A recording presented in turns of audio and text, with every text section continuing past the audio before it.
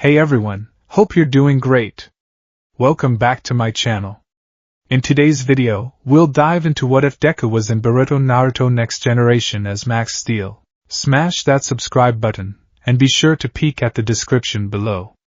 Let's begin. The sky over Muzutafo was usually a haze of gray smog and city lights, but tonight, it was burning a violent, crackling violet. Warning. TRBO energy levels are critical. Systems are destabilizing. Izuku, we are redlining. The voice rang inside Izuku Midoriya's head, mechanical yet panic-stricken. It came from the metallic, floating symbiotic organism currently attached to the chest piece of his hero costume. Steel. I know, Steel. I know. Izuku gritted his teeth, the strain evident in the cords of his neck. He was currently hovering 500 feet in the air, held aloft by the thrusters of his flight mode configuration. Below them, the villain, a man calling himself Void Walker, was laughing. A singularity was opening in the center of the shopping district, a swirling vortex of purple gravity that was tearing streetlights from their foundations and cars from the asphalt. It wasn't just a black hole. It was a tear in the dimensional fabric. If that thing expands any further, it's going to swallow half the prefecture. Izuku yelled over the roar of the wind.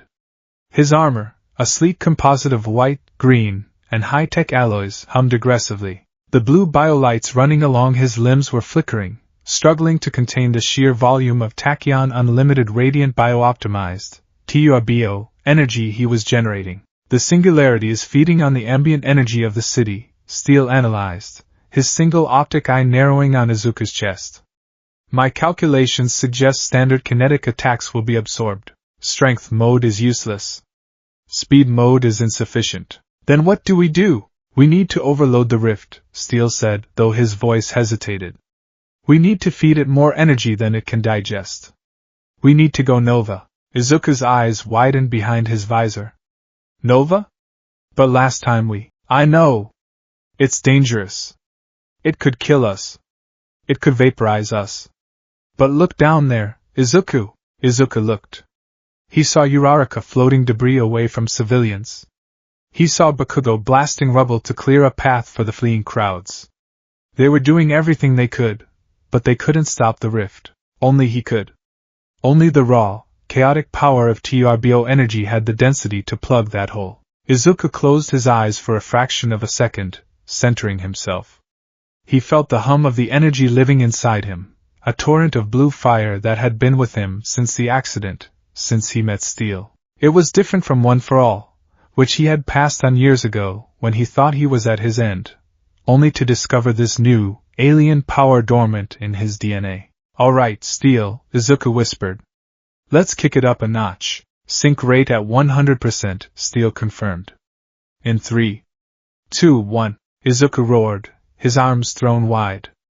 Go Turbo, Nova! The world turned white.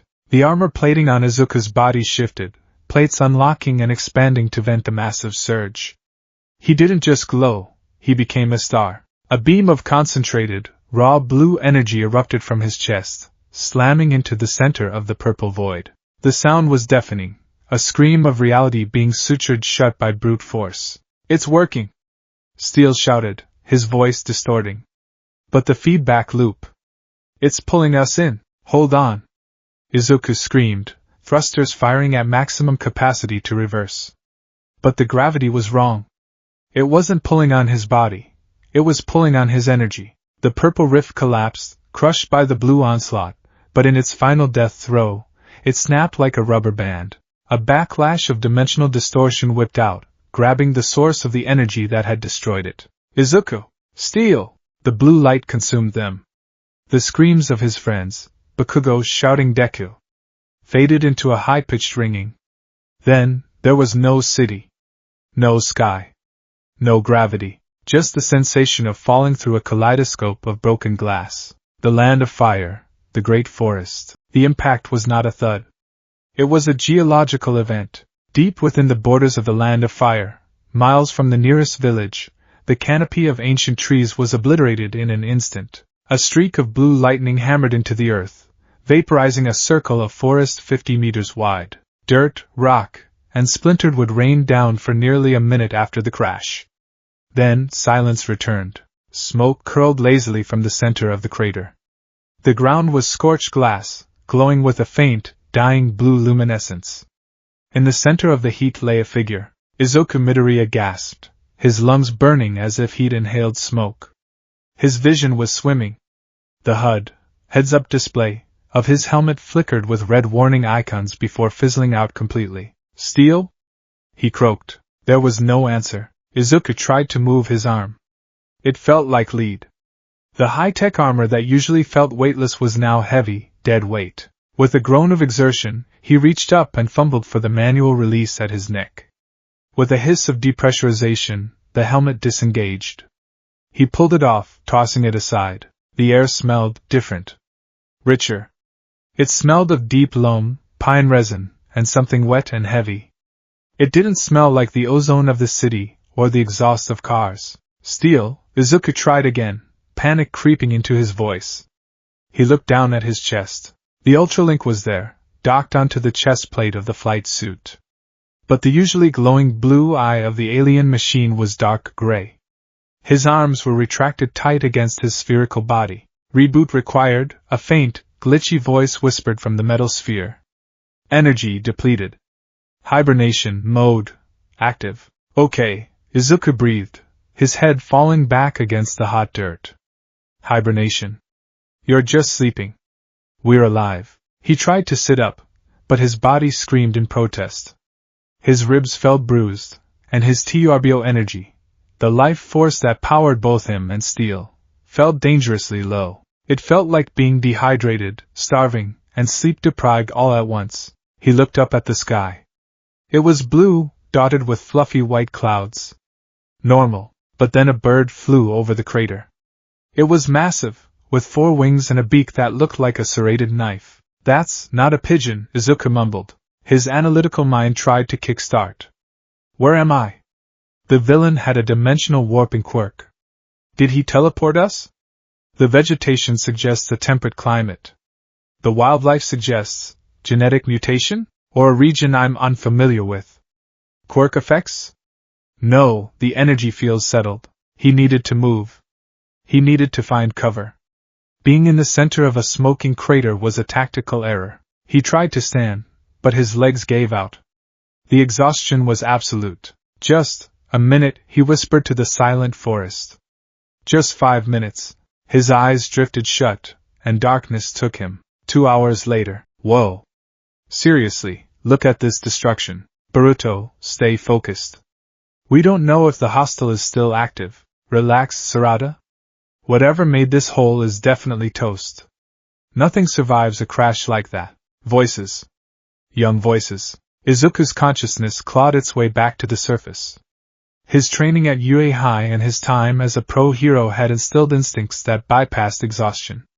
Voices means people. People means potential rescue. Or potential threat. He didn't open his eyes immediately. He regulated his breathing, keeping it shallow. He listened. "It looks like a meteorite impact," a third voice said. Smooth, calm, inquisitive. "But there is no meteorite rock. And the residual heat, it's not fire. It feels electric." "Good observation, Mitsuki," a deeper, adult voice said. "Keep your guard up." The sensory unit at the border detected a massive chakra spike, but this doesn't feel like chakra. It feels dense. Volatile. Chakra? Izuku thought. Are they talking about spiritual energy? A religious group? Sensei, look! In the center, I see him, Boruto. Formation B. Don't rush in. Izuku heard the soft crunch of sandals on the scorched earth. They were moving fast, but light. Professional stealth. Sandals? In a disaster zone? He cracked one eye open, just a slit. 4 figures stood at the rim of the crater, looking down at him. The adult was a tall man with spiky brown hair, wearing a green flak jacket over dark clothes, a blue scarf around his neck. He held a strange, 3-pronged knife, a kunai. The 3 kids looked to be about 12 or 13. One was a blond boy with whiskers on his cheeks, a mutation quirk, wearing a black and pink jacket. A girl with glasses and a red dress over mesh armor stood ready with a kunai. The third was a pale boy with blue-white hair and yellow eyes, wearing light blue robes. They were dressed like historical reenactors? No, the weapons were real. The way they held themselves was military grade. He's wearing strange clothes, the blond boy Boruto said, sliding down the slope of the crater. Is that armor? It looks like plastic. Boruto. Get back here! The girl, Sarada, hissed. He's unconscious, Sarada. Look, he's barely breathing. Boruto reached the bottom and stood over Izuku. He poked Izuku's armored shoulder with his toe. Hey! You alive, spaceman? The contact triggered a reaction. Not from Izuku, but from his chest. Beep were click. Steel's eye flashed open. It wasn't the healthy blue, it was a frantic, strobing red. Proximity alert, Steel screeched, his voice amplified by the suit's external speakers. Hostiles detected. Multiple signatures. Weapons detected. The sudden mechanical screaming caused Boruto to jump back 5 feet in a single leap. Whoa! It talked. Steel, wait, Izuku gasped, his eyes snapping open. He forced himself to sit up, but Steel was running on emergency protocols. Defensive measures engaged, Steel announced. The Ultralink detached from Izuku's chest, hovering shakily in the air. Protect the host. It's a puppet master jutsu. The adult, Konohamaru, shouted. He blurred, actually blurred, from the rim of the crater to stand in front of Boruto. Team 7, defensive positions. Boruto, get back! Wait! Izuku coughed, holding up a hand. The heavy armored gauntlet whirred as the servos engaged. Don't, we're not. Target locked, Steel droned. He looked at Konohamaru's kunai. Weapon analyzed. High carbon steel. Primitive projectile. Threat level moderate. Primitive? Konohamaru narrowed his eyes. Identify yourself. Are you Kara? Kara? Izuku blinked, shaking his head to clear the dizziness. I'm Deku. A hero. Please, we experienced a dimensional rift, we need medical. He's casting something. Sarada shouted from the ridge. She threw 3 shuriken. The metal stars spun through the air with lethal precision. Steel, intercept. Izuku shouted instinctively. On it. Steel zipped through the air, a blur of gray metal. He spun his own body, knocking the shuriken out of the air with metallic clangs before they could hit Izuku. He's fast. Mitsuki noted, his arms suddenly elongating, stretching like rubber, to grab Steel. What the? Izuku's eyes bulged. Stretching quirk? Like Eraserhead's scarf, but it's his actual limbs? Steel zapped Mitsuki's hands with a small jolt of blue static. Mitsuki recoiled, smiling. Fascinating. It stings. Enough. Konohamaru lunged forward. He moved faster than Ida without his engines. It was pure physical speed enhanced by something internal. He aimed a palm strike at Izuku's chest. Izuku's combat analysis kicked in. He's aiming for the solar plexus. Trying to incapacitate, not kill. High speed. I can't dodge in this state. Steel, suit up. Strength mode. Linking. Steel slammed back into the chest port of Izuku's armor. Go turbo, strength. The transformation was instantaneous. The sleek, flight-based armor shifted. Plates thickened, expanding outward. The white and green carapace bulked up, doubling Izuku's width. Hydraulic servos hissed. The suit became a walking tank, glowing with a deep, heavy blue aura. Izuku raised his forearm. Boom! Konohamaru's palm struck Izuku's armored gauntlet. The impact created a shockwave that kicked up dust and cracked the glass floor of the crater beneath them. Konohamaru's eyes widened. He had infused chakra into that hit, enough to shatter a boulder. But he had hit a wall. What is this hardness? Earth style? Izuku gritted his teeth. The impact rattled his bones, but the suit absorbed the kinetic energy. Please! Stop! I don't want to fight. Then surrender! Konohamaru shouted, leaping back and going through a series of rapid hand movements. Ox. Dog. Dragon. Fire style. Fire dragon flame bullet. Konohamaru exhaled a massive torrent of fire shaped like a dragon's head. Fire quirk. Izuku noted. The heat was intense. Steel, shield. Energy reserves at 15%. Steel warned. We can't tank that forever. Izuku crossed his massive arms. The blue energy flared, creating a translucent barrier just inches from his armor. The fire engulfed him, roaring like a furnace. He's burning him! Boruto shouted, looking conflicted. Sensei, he said he was a hero. Villains always lie, Boruto. Sarada yelled, her eyes red with a single tomo spinning in them. She was scanning the flames. Wait, the fire isn't touching him. He has a barrier. But, I can't see the chakra points. Inside the inferno, Izuku was sweating. This isn't good. If I fight back, I might hurt them. If I don't, I'm cooked. Steel, give me a sonic pulse.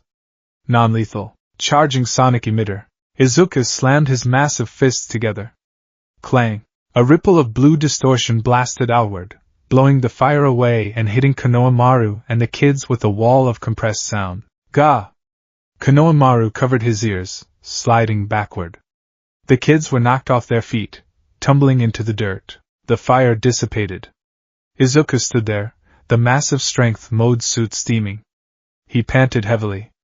The blue lights on his suit were dimming, pulsing slowly like a dying heartbeat. Listen to me! Izuku yelled, his voice deepened by the suit's vocal modulator. My name is Izuku Midoriya. I am a pro-hero from far away. I crashed here. I am not your enemy, but if you attack me again, I will defend myself. Konohamaru shook his head, recovering from the sonic blast. He looked at his students. They were shaken but unharmed. He looked back at the armored giant. No hand signs. No chakra sensed. Just pure, weird energy. And technology far beyond what Katasuke makes. You speak of peace, Konohamaru said, pulling a second kunai. But you invaded our borders and destroyed our forest. It was an accident. Izuku pleaded. He took a step forward, but the heavy suit made the ground shake, which the ninja interpreted as aggression. Boruto, Sarada, Mitsuki. Formation A. Surround him. Konohamaru ordered. Right. They moved with practiced synchronization. Boruto created 3 clones of himself. Cloning quirk? Izuku noted. Shadow clone jutsu. The Borutos charged. We don't have the juice for a long fight, Izuku, Steel warned. 10% energy. If we hit 0, the suit dematerializes and you're just a kid in spandex with broken ribs. I have to end this quickly, Izuku muttered. Capture tape? No, I don't have Black Whip right now. Not enough bioenergy to manifest the quirks. Boruto's clones leaped into the air. Boruto's stream, wind propelled them forward. They slammed into Izuku from 3 angles. Izuku didn't budge. He spun, his massive arm acting like a battering ram, sweeping the clones. They popped into puffs of smoke. Smoke? Izuku blinked. Solid illusions? The real Boruto came in from above, a swirling ball of blue energy in his hand. Rasengan! Izuku looked up. That ball, it looked like Turbio energy, but chaotic. Spinning. Catch it, Steel said. What? Trust me. Catch it. Izuku raised his hand. He didn't punch, he opened his palm. Boruto slammed the Rasengan into Izuku's palm. Grind. The grinding noise was awful. The spinning chakra tore at the alloy of the gauntlet. Sparks flew. But Izuku held his ground, his boots digging trenches into the earth. Absorbing kinetic impact, Steel announced. Converting to reserve power. You can absorb their attacks? Izuku asked, amazed. Only the physical friction. The magic energy inside it, it tastes spicy. I don't like it. Boruto's eyes widened as his Rasengan fizzled out against the palm of the machine. No way. He stopped it. Izuku gently, but firmly, closed his fingers around Boruto's wrist. He didn't crush it, he just held him. I said, Izuku said softly, looking up at the shocked boy suspended in the air. I'm not your enemy. Let him go! Sarada screamed. She rushed forward, fist pulled back. Cha! She punched the leg of Izuku's suit. Crack! The ground exploded. Izuku actually stumbled. That girl, super strength, structure integrity compromised on left leg, Steel reported. She hits like a truck. Izuku released Boruto, hopping back on one leg. The kids regrouped around Konohamaru. He's tough, Boruto panted, rubbing his wrist. And he's fast for a big guy. He's running out of steam, Mitsuki observed calmly. The light on his chest is fading. Izuku slumped slightly. They were right. His vision was blurring again. The adrenaline of the crash was wearing off, leaving only the exhaustion of the Nova Blast. Surrender, Konohamaru said, his voice hard. We have backup on the way. You cannot defeat the Leaf Village. I'm not trying to defeat you, Izuku whispered. The strength mode suit dissolved into blue particles, retracting back into the small chest piece. The ninja gasped as the 8-foot mechanical giant vanished, revealing a battered, green-haired teenager in a torn jumpsuit. He looked younger than they expected. He looked normal, except for the scars on his arms. And the floating metal ball next to him. Izuku, Steel murmured, hovering low. We're done. 2%, Izuku swayed. Yeah. I think I'm gonna. He fell forward, but he didn't hit the ground.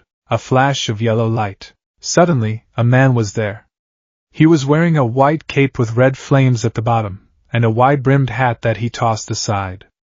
He caught Izuku by the back of his shirt with one hand. The pressure in the clearing changed instantly. If Konohamaru felt like a strong breeze, this man felt like the sun. Lord 7th! Boruto shouted. Dad? Naruto Uzumaki looked down at the unconscious boy in his grip.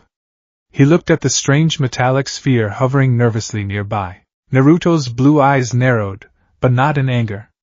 He was sensing. Kurama, Naruto spoke internally. What do you think? Inside him, the nine-tailed fox stirred, opening a massive eye. It's not chakra, Naruto. It feels artificial, but also alive. It reminds me of the energy from the stars, but different. And the boy, he has no chakra network. None. It's empty. Empty? Naruto looked at the boy's scars. Those were warrior scars. How can he be this strong without chakra? Naruto looked up at Konohamaru. Status? Hostile neutralized due to exhaustion, Lord 7th, Konohamaru reported, straightening up. He claims to be a hero named Deku. He has strange technology. Steel hovered eye level with the Hokage. The little Ultralink was trembling, his energy almost gone. Step away from the host, Steel chirped weakly, his red eye fading to a dull, flickering gray. Or I will. I will. You'll what, little guy? Naruto asked gently. He gave the robot a disarming, fanged grin. You look like you're about to fall over. I will, strongly object, Steel beeped. Then, his thrusters cut out. Naruto caught Steel in his other hand before the robot hit the dirt. Dad! Be careful, that thing is dangerous. Boruto warned. I don't think so, Naruto said, looking at the sleeping boy and the dormant machine. They look like they've been through hell. Naruto adjusted his grip, hoisting Izuku onto his back piggyback style. He tucked Steel into his pocket. Konohamaru, handle the crash site. Seal it off. No one enters until Sai investigates. Yes, Lord 7th, Team 7, Naruto looked at the kids. Good job keeping him contained. But we're taking him to the hospital, not the prison. Not yet. Why? Sarada asked, holstering her kunai. Naruto looked at the crater, then at the green-haired boy on his back. Because he held back, Naruto said softly. He had enough power to flatten this forest, Sarada. I can smell the ozone. But the only thing he broke was the ground. And he didn't hurt you, did he? Boruto looked at his wrist. It wasn't even bruised. No. Then he gets the benefit of the doubt, Naruto said. Let's go home. Konoha Hospital Isolation Wing. Waking up was a slow process this time. It didn't feel like panic. It felt like waking up from a week-long nap. Izuku opened his eyes. The ceiling was white. The smell was antiseptic. Hospital, his brain supplied. Good. That means civilization. He tried to sit up, and realized his hands were restrained. Not by cuffs, but by complex seals written on paper tags wrapped around his wrists. He tugged. They held firm, glowing slightly. I wouldn't struggle. Those are chakra suppression seals. Even though you don't seem to have chakra, they tend to bind physical energy too. Izuku turned his head. Sitting in a chair in the corner of the room was a man. His face was scarred and rugged, and he wore a black trench coat. A headband with a leaf symbol on it, but scratched out, was tied around his forehead. "Who are you?" Izuku asked, his voice raspy. "I'm the one who asks the questions," the man said. His visible eye, the other covered by hair, was dark and piercing. This was Sasuke Uchiha. "But you can call me Sasuke. Where is Steel?" Izuku demanded immediately, scanning the room. "The metal ball? It's being examined. It hasn't woken up yet." Sasuke leaned forward. "Now, tell me, are you an outer? A construct of Amato?" "I don't know who Amato is," Izuku said honestly. "I'm Izuku Midoriya. I'm a student at UA High School in Japan." "Or, I was." Sasuke stared at him. Sasuke's Rinnegan, hidden beneath his hair, had already scanned the boy. No genjutsu. He was telling the truth, or at least, what he believed to be the truth. "Japan," Sasuke said, testing the word. "There is no such nation in the 5 great nations." Izuku's heart sank. He had suspected it, but hearing it confirmed hurt. "I'm in another world, aren't I?" Sasuke didn't answer directly. "You fell from a rift in space-time. My investigation confirms traces of dimensional travel similar to certain enemies we have faced." "I'm not your enemy," Izuku insisted. "I'm a hero. My job is to save people." "A hero," Sasuke repeated, as if the word tasted strange. "Here, we are shinobi." "Ninja." "Ninja?" Izuku blinked. "Like historic spies?" "Assassins?" "Soldiers," Sasuke corrected. "Protectors of the village." The door opened. Naruto walked in, holding a tray of food. He looked tired but cheerful. "Sasuke, stop scaring the kid. He just woke up." "I'm establishing a baseline," Sasuke said, standing up. "He knows nothing of this world. He possesses no chakra. Yet, his physical density is abnormal. And that machine, it is highly advanced." Naruto set the tray down on the bed, rice, soup, and grilled fish. Izuku's stomach roared loud enough to echo in the room. Naruto laughed. "Eat. You can't interrogate on an empty stomach." "Thank you," Izuku said politely. He hesitated, looking at his bound hands. Naruto snapped his fingers. "Oh, right." He peeled the tags off. "Naruto," Sasuke warned. "It's fine. If he wanted to fight, he would have done it when he woke up." Naruto pulled up a stool. "So, Izuku. I'm Naruto Uzumaki, the Hokage. That means I'm the leader of this village, Konohagakure." Izuku ate a spoonful of rice. It tasted incredible. Konohagakure. Village hidden in the leaves. "You're the leader? You seem nice. For a military leader." "I try," Naruto grinned. "So, tell us. What was that blue light? And the robot?" Izuku swallowed. "It's called Turbo Energy. Tachyon Unlimited Radiant Biooptimized Energy. It's a power I generate naturally. But it's unstable. If I don't release it or use it, it builds up and hurts me. Steel, the Ultralink, he's a symbiotic life form. He bonds with me to regulate the energy. We work together." "Symbiotic," Sasuke mused. "Like a Jinchuriki." "A what?" "Never mind," Naruto waved it off. "So you need the metal guy to control your power?" "Yes. And to access my modes?" "The armor you saw? That's steel covering me and shaping the energy into physical constructs. Strength, flight, speed, stealth, we have a few." Naruto and Sasuke exchanged a look. "Versatility. No hand signs. Instant activation. And you have no chakra?" Naruto asked. "I don't think so. In my world we have quirks. Genetic superpowers. But I was born without one." Izuku looked down at his hands. "The turbo energy was an accident. My father, he was involved in the research. It's complicated." "Born with nothing," Naruto murmured. He looked at Izuku with a new softness. "But you wanted to be a hero anyway?" "More than anything," Izuku said, his green eyes burning with that familiar intensity. "I worked hard. I trained. I broke my bones 1,000 times to catch up to everyone else. Naruto grinned. A genuine, ear-to-ear grin. I like him. Naruto, Sasuke sighed. He's got the will of fire, Sasuke. Look at him. He's confused, lost in a new dimension, stripped of his gear, and the first thing he did was ask about his partner, and clarify he's a hero. Suddenly, the door burst open. A man in a lab coat with frantic eyes and spiraling glasses rushed in. Lord Seventh. Lord Seventh, you must let me see it. Katasuke, Naruto groaned. I told you to wait. But the data. Katasuke Tono, the head of the scientific ninja weapons team, held up a tablet. The sphere. It woke up. It's insulting my staff. It's magnificent. Steel's awake? Izuku scrambled out of bed. His legs were wobbly, but he stood. He is in the lab down the hall, Katasuke said, grabbing Izuku's hand and shaking it vigorously. Young man, is it true?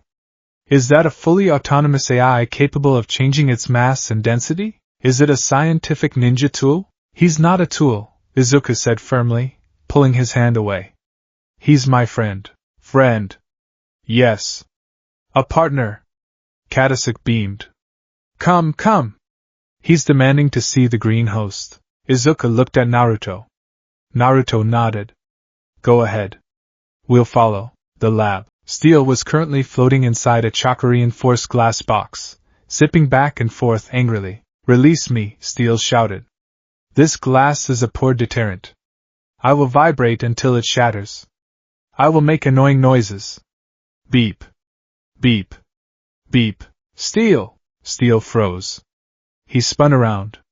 Izuku, let him out, Naruto ordered the guards. The seal was lifted, and the glass door opened.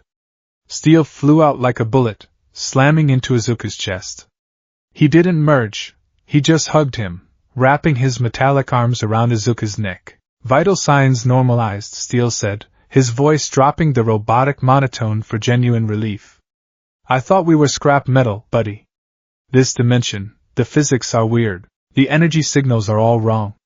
And the internet speed here is atrocious. It's non-existent. Izuku laughed, patting the cold metal. We're okay, Steel. We're okay. So, Steel detached and hovered, looking at Naruto and Sasuke. These are the locals? The orange one has a monster inside him. A really big one. Very scary energy, Naruto choked. He can see Kurama? I have multispectral scanners, Steel bragged. And the emo one with the hair over his eye. He has a purple eye that feels like the dimensional rift we fell through. Keep an eye on him, Izuku. Sasuke smirked slightly. Observant. Okay, Naruto clapped his hands. Here's the deal. Izuku, you're stuck here for now. We don't have a way to send you back yet. Izuku nodded solemnly. I figured. Until we do, you're under the protection of the Leaf Village. But Naruto's face turned serious. You're also under surveillance. Your power is unique, and there are people in this world, bad people, who would kill to get their hands on that tech. Kara, Sasuke said. Exactly. So, you can't just wander around. You need a handler. A handler? Izuku asked. Someone to watch you, show you the ropes, and make sure you don't accidentally blow up another forest. Naruto pointed a thumb at himself. Usually I'd ask Kakashi-sensei, but he's on vacation. So I'm putting you with the team that found you. Team 7? Izuku asked. Konohamaru is a good jonin. And Boruto? Well, Boruto could learn a thing or two from someone who relies on tech but still works hard. Naruto placed a hand on Izuku's shoulder. Welcome to Konoha, Izuku Midoriya. Try not to cause too much trouble. Izuku looked at Steel. Steel shrugged. New world, new adventures, Steel said. As long as I get to blow something up eventually. Steel! What? It's what we do! Izuku smiled, a determined look settling on his face. He turned to the Hokage and bowed deeply. Thank you, Lord Seventh. I'll do my best to be a hero you can be proud of. Plus Ultra! Naruto tilted his head. Plus Ultra? What's that mean? It means, Izuku stood up straight, blue energy sparking faintly in his eyes, go beyond. The room was cold. Not just temperature cold, but a kind of sterile, psychological chill that seeped into the bones. The walls were gray stone, reinforced with steel plating and covered in paper talismans that hummed with a low, oppressive frequency. Izuku Midoriya sat on a metal chair, his hands cuffed to the table in front of him. He wasn't wearing his hero costume anymore. It had been confiscated for analysis. Instead, he wore a simple gray prisoner garb that felt rough against his skin. He wasn't panicked. He was a pro-hero, in training, and he had faced villains who could disintegrate cities. But he was anxious. The silence in the room was heavy. Processing environment, a tiny voice whispered. Izuku looked down at his chest. They hadn't been able to remove steel. Every time the guards tried to pry the ultralink from Izuku's chest, steel would emit a high-frequency shock that knocked them unconscious. Eventually, they had just settled for slapping heavy sealing tags on the metal sphere. Steel, be quiet, Izuku whispered back, barely moving his lips. They're watching. Let them watch, Steel grumbled, his voice muffled by the paper tag stuck over his optic sensor. This facility is primitive. The structural integrity of this table is laughable. I could vibrate through it in 12 seconds. Don't vibrate. We need to show them we're peaceful. The heavy iron door groaned open. A man walked in. He was a terrifying figure. He wore a long black coat, and his head was covered in a bandana that hid what looked like horrific burn scars. His face was a map of old violence, slashes, burns, and a hard, unyielding expression. This was Ibiki Marino, the head of Konoha's torture and interrogation force. He didn't speak. He simply walked to the table, pulled out a chair, and sat down. He placed a thick file folder on the table. He stared at Izuku. Izuku stared back. He tried to channel All Might's confidence, but he felt more like a first-year student facing Aizawa on a bad day. Name, Ibiki said. His voice was like gravel grinding together. Izuku Midoriya. Rank? I'm a provisional pro-hero. Student at UA High, Class 1A. Ibiki didn't write anything down. He just stared. UA High. We have no records of such an academy in the 5 great nations. No records in the minor nations. No records in the bingo book, I told the other man. Sasuke. I'm not from here. A convenient story. Ibiki leaned forward. The shadows in the room seemed to stretch toward him. We have ways of extracting the truth, boy. We have sensory ninja who can read your mind. We have genjutsu that can make you live your worst nightmares for days in a single second. Izuku swallowed hard. I'm telling the truth. Are you? Ibiki pointed a scarred finger at Steel. And what is that? A puppet? A bomb? I am an Ultralink, Steel shouted, his voice vibrating the table. Species, Technic-Organic? Designation, N-Tech Unit 774. And you, sir, have very poor skincare routines. Ibiki blinked. The intimidation aura faltered for a microsecond. It speaks. He speaks, Izuku corrected quickly. His name is Steel. He's my partner. Ibiki narrowed his eyes. Enoichi's division tried to read your mind, boy. Do you know what they found? Izuku shook his head. Nothing, Ibiki said, his voice dropping to a whisper. They couldn't enter. It wasn't a mental block. It wasn't a seal. It was static. Like trying to read the mind of a storm. That's probably the turbo energy, Izuku explained, his analytical muttering habit kicking in. Since my neural pathways are synced with Steel's processing core, our brainwaves operate on a tachyon frequency. Standard telepathy usually requires a biological interface, but we're a hybrid biotech signal, so, silence. Izuku snapped his mouth shut. You have no chakra, Ibiki stated. It was an accusation. Every living thing has chakra. Even civilians. Even animals. But you are a void. To our sensors you don't exist, and yet you possess physical strength capable of cratering a forest. I don't use chakra, Izuku said. I use bioenergy. Semantics, Ibiki scoffed. He stood up, looming over Izuku. Here is the reality, Midoriya. You are an unknown variable in a time of fragile peace. If you are a sleeper agent for Kara, I will break you. If you are a spy for another village, I will break you. Ibiki placed his hand on the table. He channeled his killing intent. A wave of pure, concentrated dread that usually made grown men weep. Izuku felt the pressure. It was heavy, like the air before a thunderstorm. It reminded him of Stain, the hero killer. It was the smell of blood and conviction, but Izuku didn't flinch. He looked Ibiki in the eye. He had stared down Shigaraki. He had stared down Muscular. He had looked into the face of pure evil and smiled. I am not a spy, Izuku said, his voice steady. I am a hero. And heroes don't break. Ibiki held the stare for 10 seconds. 20. Then, the terrifying scar-faced man huffed. A small, almost imperceptible smirk tugged at the corner of his mouth. You have the eyes of a soldier, Ibiki said, the killing intent vanishing instantly. Or a martyr. The door opened again. That's enough, Ibiki. You're going to give the kid a complex. Naruto Uzumaki walked in, looking far more casual than a military dictator, which, technically, a Kage had any right to be. He was followed by a man with hair tied up in a pineapple shape, Shikamaru Nara. Lord 7th, Ibiki stood and bowed. The subject is resistant to intimidation. His psychological profile is consistent with his claims. Highly altruistic. Stubbornly righteous. See? I told you, Naruto grinned. Uncuff him. Sir, protocol dictates. Uncuff him, Ibiki. If he wanted to leave, he would have blasted through the wall by now. Ibiki sighed, produced a key, and unlocked the shackles.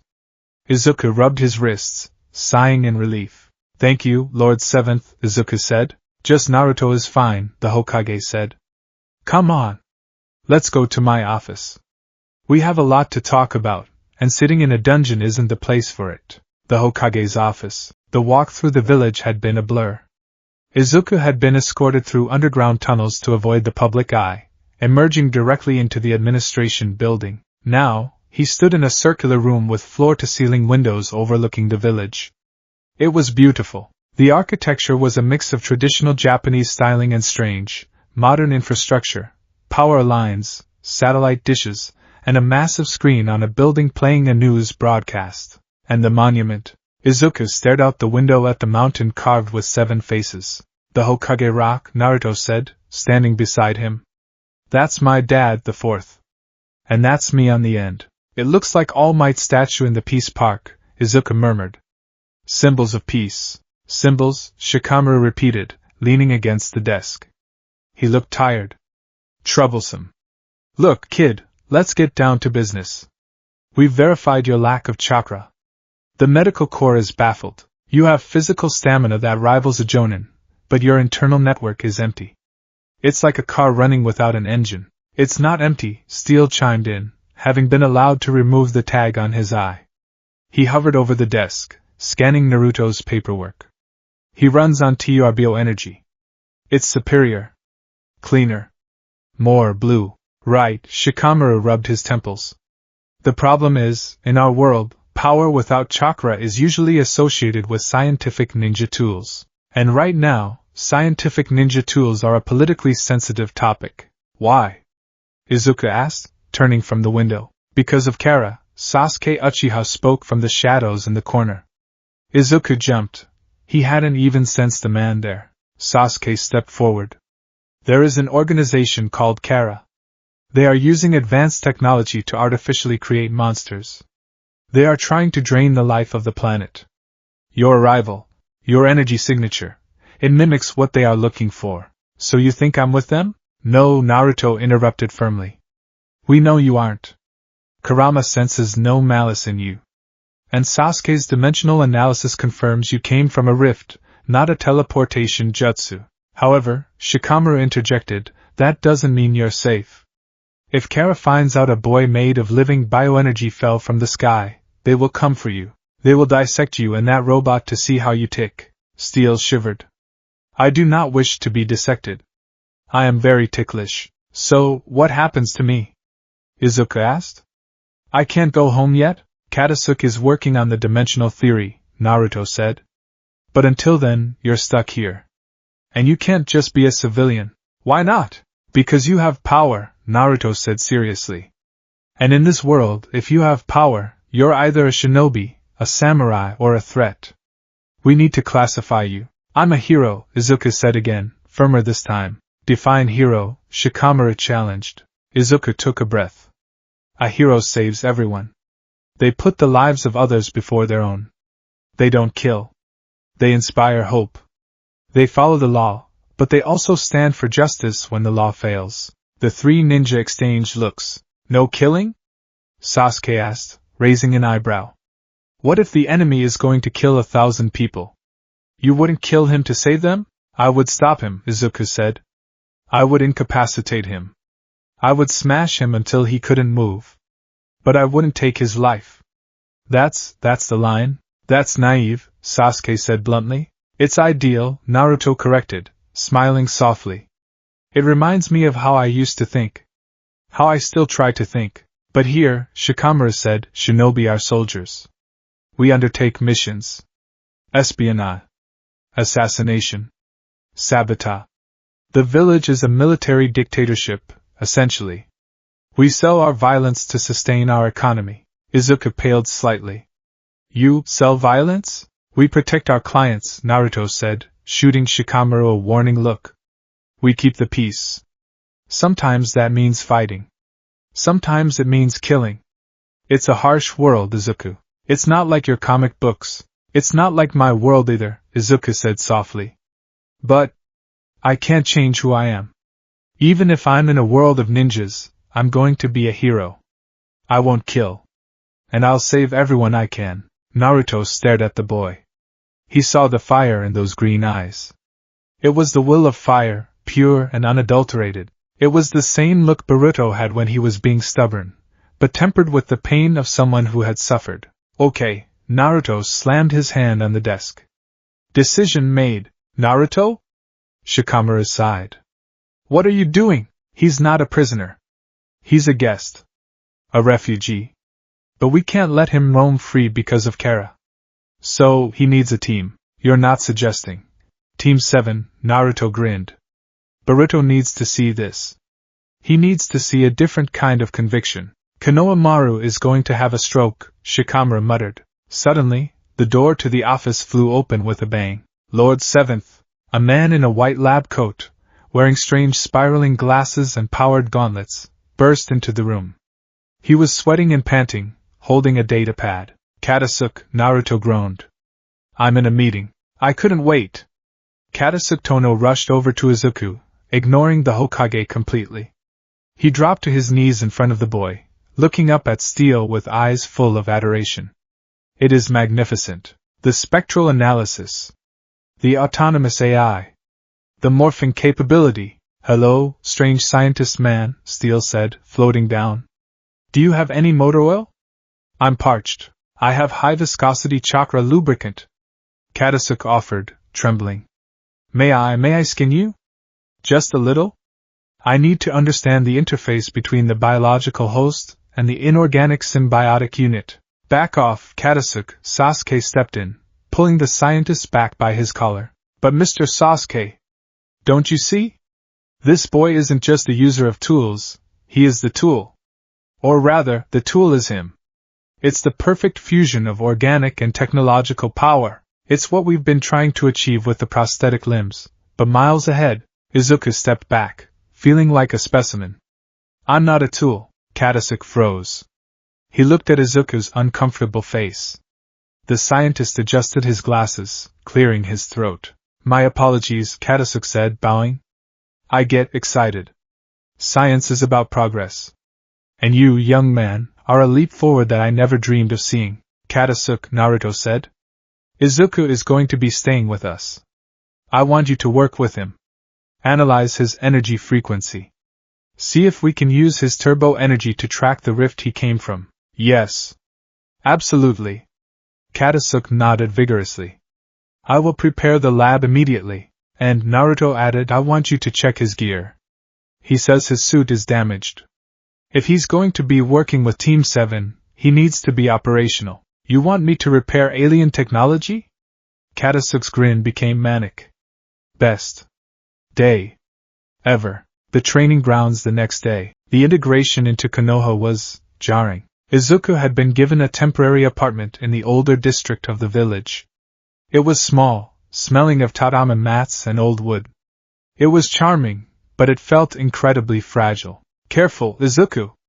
Steel warned as Izuku opened the fridge. Snap! The handle of the refrigerator came off in Izuku's hand. Ah! Izuku yelped. I barely touched it. Your base strength is calibrated for a world with reinforced steel and concrete, Steel noted, hovering over a bowl of instant ramen. Everything here is made of wood and paper. You are basically a bull in a china shop. I need to recalibrate my output, Izuku muttered, staring at the broken handle. 5% is too much for household tasks here. I need to dial it down to 1%. A knock on the door saved the fridge from further abuse. Izuku opened it to find 3 familiar faces. Boruto Uzumaki, Sarada Uchiha, and Mitsuki. Yo, Boruto said, hands in his pockets.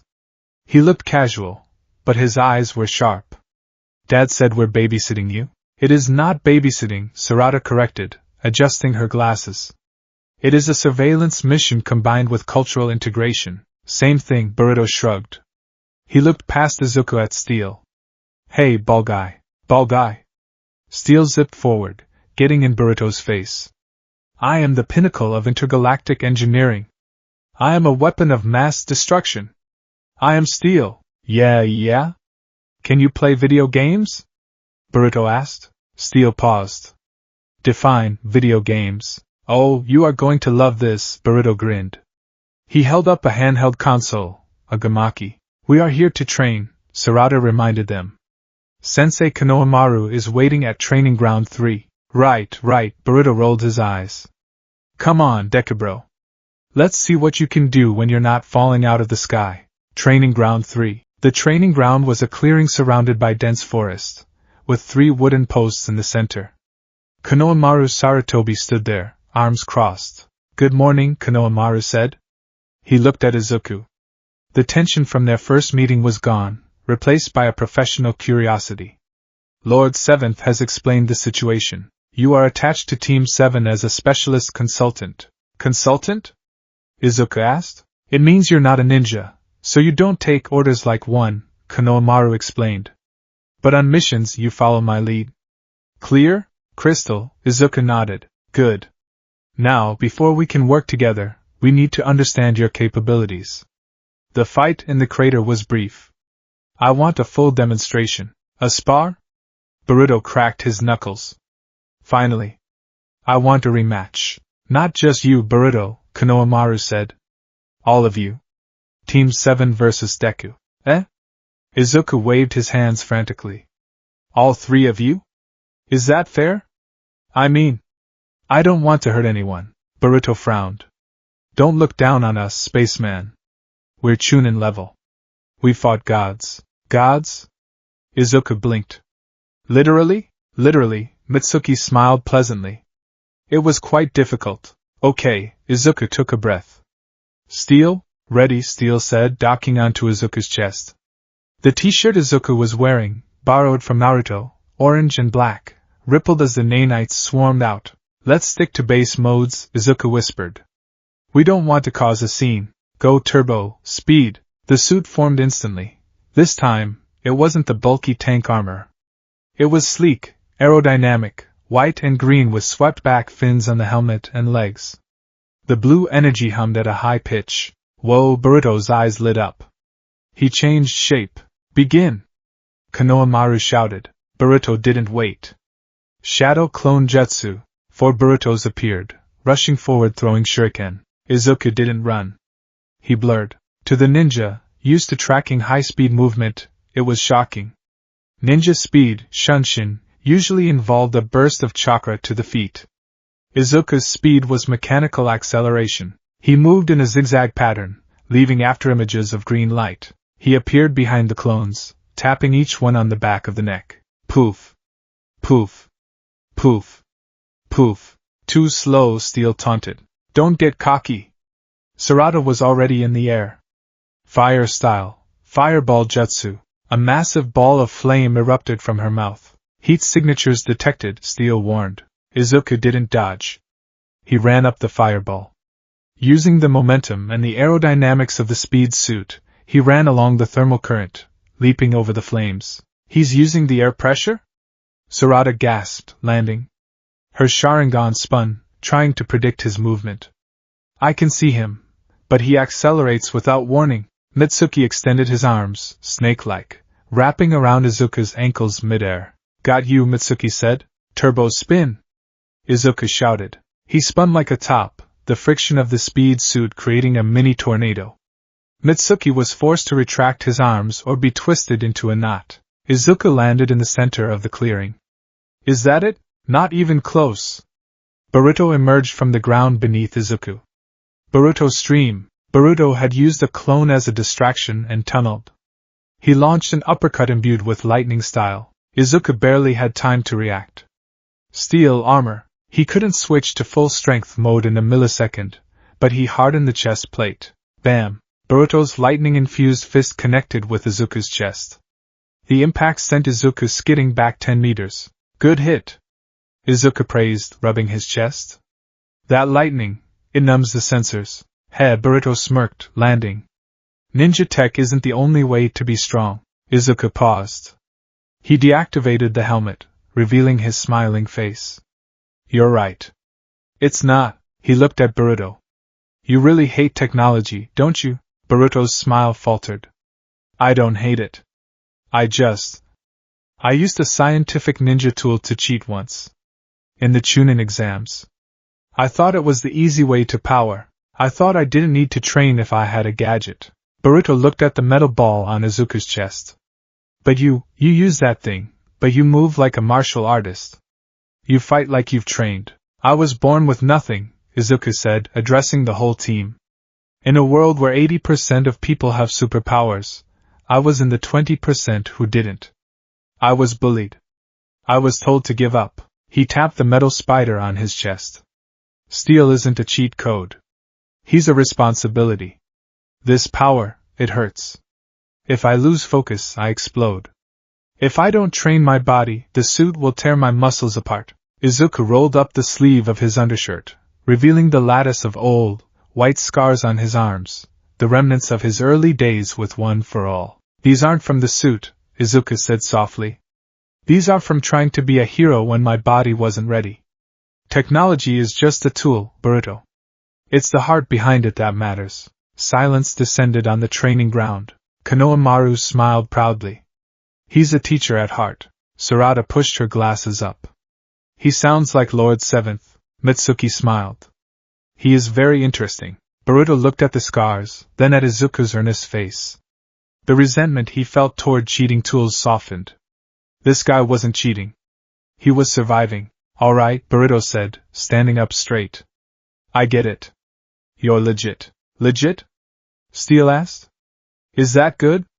I assume it means legislatively approved. Which we are not. It means you're cool, Tin Can. Boruto laughed. Okay, round 2. No holding back this time. Wait, I'm running low on Rasengan. Steel, strength mode. Block. The evening Katasuke's lab. Fascinating. Truly fascinating. Deku sat on a diagnostic table while Katasuke ran a scanner over his back. Steel was plugged into a massive mainframe computer, happily consuming terabytes of data. The dimensional frequency of your bioenergy is shifting, Katasuke mumbled. It's trying to harmonize with the chakra atmosphere of our world. That's why your turbo energy creates a physical pressure. It's denser than our reality allows. Is that dangerous? Izuku asked. For you? No. For the furniture? Yes, Katasuke laughed. But look at this. He pulled up a monitor. It showed a map of the elemental nations. When you crashed, the rift left a residual signature. I have set up sensors to track it. If another rift opens, or if someone tries to manipulate that frequency, we will know. Someone like Kara? Precisely. Katasuke's face darkened. Amato, the scientist of Kara. He is a genius. An evil one. If he detects your energy, he will want it. The TRBO energy is self-regenerating, yes? Mostly. It generates from my body. Infinite energy, Katasuke whispered. That is the holy grail of science. Wars have been fought for less. Izuku looked at Steel, who was currently arguing with the lab's AI about the optimal temperature for tea. I won't let them take him, Izuku said. And we won't let them take you, Katasuke promised. Now, I have taken the liberty of upgrading your suit's localized map with the layout of Konoha. And I added a ramen restaurant locator. Priorities, Steel beeped, unplugging himself. Izuku, my databanks are full. I have downloaded the entire history of Shinobi. It is very violent. Lots of stabbing. Yeah, Izuku sighed, hopping off the table. I figured. Somewhere in the dimension a Kara hideout. The room was dark, illuminated only by holographic monitors. A man with gray hair and a beard sat at a console, smoking a cigarette. Amato. Beep. Beep.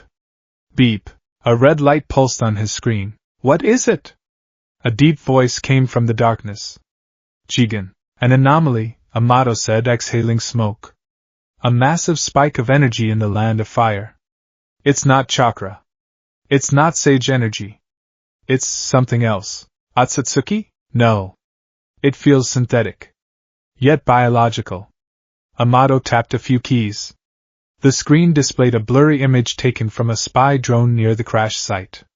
It showed a blue giant fighting Konohamaru. Interesting, Jigen said, stepping into the light. The black diamond mark on his chin seemed to pulse.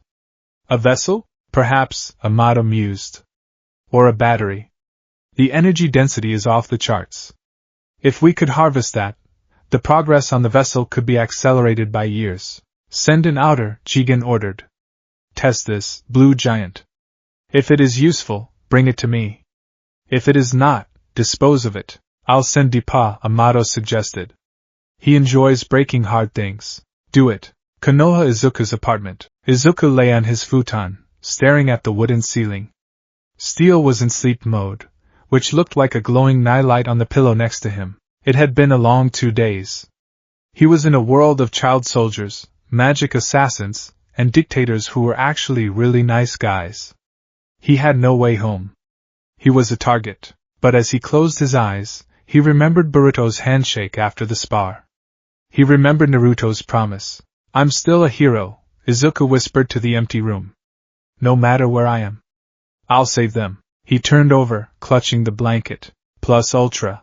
Outside the window, on a telephone pole, a small mechanical bug with a red eye watched him for a moment, then buzzed away into the night. The sun rose over Konohagakure, casting long shadows over a village that was a paradoxical blend of feudal tradition and rapid industrialization. Electric trains rattled on tracks suspended above wooden tea houses, and giant monitors broadcast news onto the sides of stone buildings. For Izuku Midoriya, waking up in this world was still a disorienting experience. Morning, Izuku! Steel's voice chirped, loud and metallic, directly next to Izuku's ear. Izuku jolted, nearly falling off his futon. Steel! Volume control. My volume is optimized for morning alertness, the Ultralink replied, hovering up from the pillow. He zipped around the small, sunlit apartment. Also, I have analyzed the nutritional content of the cup ramen you bought. It contains 400% of your daily sodium intake. If you eat this, you will preserve yourself like a mummy. Izuku rubbed the sleep from his eyes, his green hair a messy bird's nest. It's cheap, Steel. We don't exactly have a salary yet. We are special consultants. Steel argued, landing on the small wooden table. We should demand payment in gold bullion. Or at least high-grade motor oil. My servos are feeling squeaky in this humidity. Izuku sighed, smiling faintly. Despite the weirdness of being in another dimension, having Steel with him made it bearable. He stood up and walked to the window, looking out at the village. Ninja were already leaping across rooftops, blurring out of existence as they headed to their missions. It was a city of superheroes, but different. Quieter. More lethal. Today is the day, Izuku murmured. The day we conquer the world? Steel asked hopefully. The day we start training properly with Team 7, Izuku corrected. Naruto, Lord 7th, said I need to integrate. I need to understand how they fight if I'm going to survive here. Boring, Steel deadpanned. But if it involves punching things, I'm in. The streets of Konoha. Walking through the village was an exercise in being stared at. Izuku stood out. It wasn't just his green hair, which was weird, but not that weird in a world with pink and blue hair. It was his clothes. He was wearing a civilian tracksuit provided by the Hokage, but he carried steel openly on his chest, docked onto a harness Katasuke had hurriedly 3D printed the day before. People whispered, "Is that the alien boy? I heard he destroyed a forest. Look at that metal thing. Is it a puppet?" Izuku kept his head down, clutching the strap of his backpack. "I feel like I'm back in middle school," he muttered. "Ignore them," Steele said, his eyes scanning the crowd. "Their threat levels are negligible. Although, that old woman selling vegetables has a terrifying aura. Do not make eye contact." "Hey! Deku!" Izuku looked up. Standing near a burger joint, Thunder Burger, was Boruto Uzumaki. He was with Sarada and Mitsuki, holding a tray of food. "Boruto-kun!" Izuku waved, jogging over. Boruto looked at him, his blue eyes drifting immediately to the metal sphere on Izuku's chest. There was a strange glint in Boruto's eyes, not hostility, exactly, but a guarded skepticism. "You ready for today?" Boruto asked, taking a bite of a burger that looked dangerously spicy. "I think so," Izuku said. "Konohamaru-sensei said we're doing combat drills." "Combat drills," Boruto chewed thoughtfully. He swallowed. "You know, the other day in the forest, that armor was pretty cool." "Oh, thanks. But it does everything for you, right?" Boruto interrupted. Izuku blinked. Sorry?" Boruto crumpled the burger wrapper. "The speed. The strength. The flying. It's all the machine.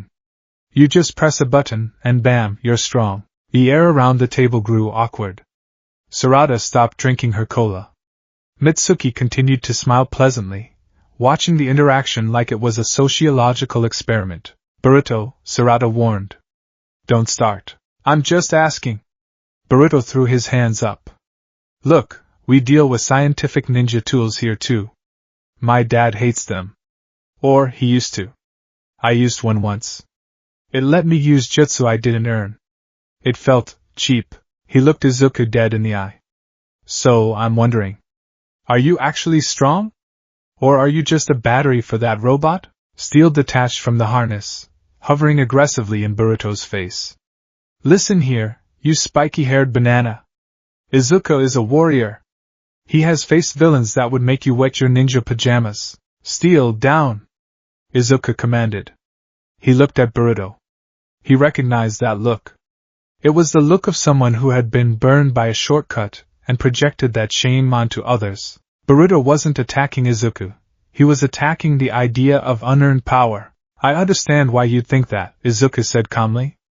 "In my world, technology and biology are often mixed. But the suit doesn't work if I don't." "Prove it," Boruto challenged. He stood up, wiping crumbs from his jacket. "We have an hour before Konohamaru-sensei gets to the training field. Let's have a spar. A real one. No holding back like in the forest. A duel?" Mitsuki's yellow eyes widened. "This sounds fun. If I win," Boruto pointed at Steel, "you admit that hero work is just fancy tech support. And if I win?" Izuku asked, his voice firming up. "If you win," Boruto smirked, "I'll buy you Thunder Burgers for a week. The premium set." Izuku smiled. Deal. Training Ground 7. The training ground was iconic. 3 wooden posts stood in a grassy clearing, surrounded by a river and dense forest. It was where Team 7 had formed, where Kakashi had tested Naruto, and where legends were made. Today, it was the stage for a clash of worlds. Boruto stood on one side of the clearing, tightening his headband. He looked focused. He wasn't underestimating Izuku this time. He remembered the raw force of the crash. Izuku stood opposite him. He tapped his chest. "Ready, Steel?" "Always," the Ultralink replied. "Sync rate is stable. Energy reserves at 85%. Let's show this kid what going turbo really means." Sarada and Mitsuki sat on a tree branch overlooking the field. "Who do you think will win?" Mitsuki asked. "Boruto is motivated," Sarada analyzed, her Sharingan inactive for now but ready. "He has a complex about scientific ninja tools ever since the Chunin exams. He wants to prove that ninjutsu, true effort, is superior to technology. But Deku is an unknown variable. We don't know the limits of that blue energy." "Begin!" Sarada shouted, acting as the referee. "Shadow Clone Jutsu." Boruto wasted no time. With a puff of smoke, for borutos appeared. They fanned out, moving with the distinct, fluid grace of trained shinobi. They drew kunai, the metal glinting in the sunlight. Steel, let's start with mobility. Go turbo, speed. The transformation was instantaneous. White and green armor enveloped Izuku, sleek and aerodynamic. The helmet slid over his face, the HUD lighting up. Izuku vanished. He didn't teleport. He just moved faster than the human eye could track comfortably. A green blur zigzagged across the field. Smack. Smack. Smack. 3 of Boruto's clones popped into smoke before they could even throw their weapons. Fast. The real Boruto gasped, backflipping away.